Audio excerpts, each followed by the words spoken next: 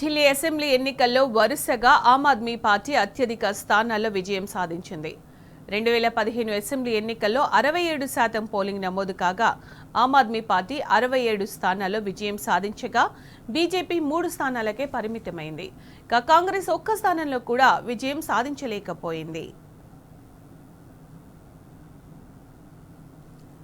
2020 Delhi assembly ఎన్నికల్లో కూడా Aam Aadmi party విజయ ఢంకా మోగించింది. 2 జాతీయ పార్టీలను మట్టి కరిపించింది.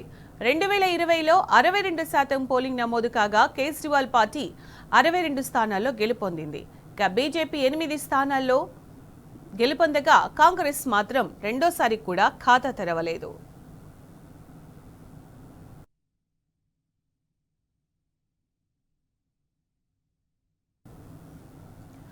అసెంబ్లీ ఎన్నికల ఫలితాలకు ముందే ఢిల్లీలో హై డ్రామా చోటు చేసుకుంది.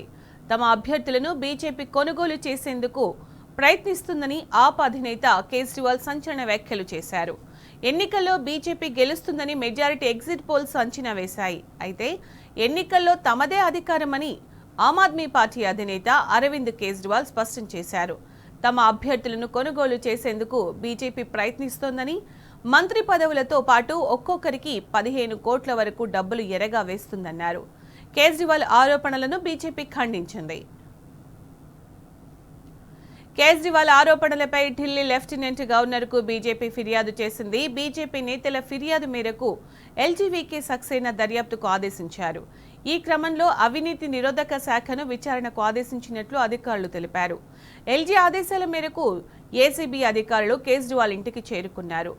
ఏసీబీ అధికారులు కేజ్రీవాల్ నివాసంలోకి రాకుండా ఆప్ కార్యకర్తలు అడ్డుకున్నారు.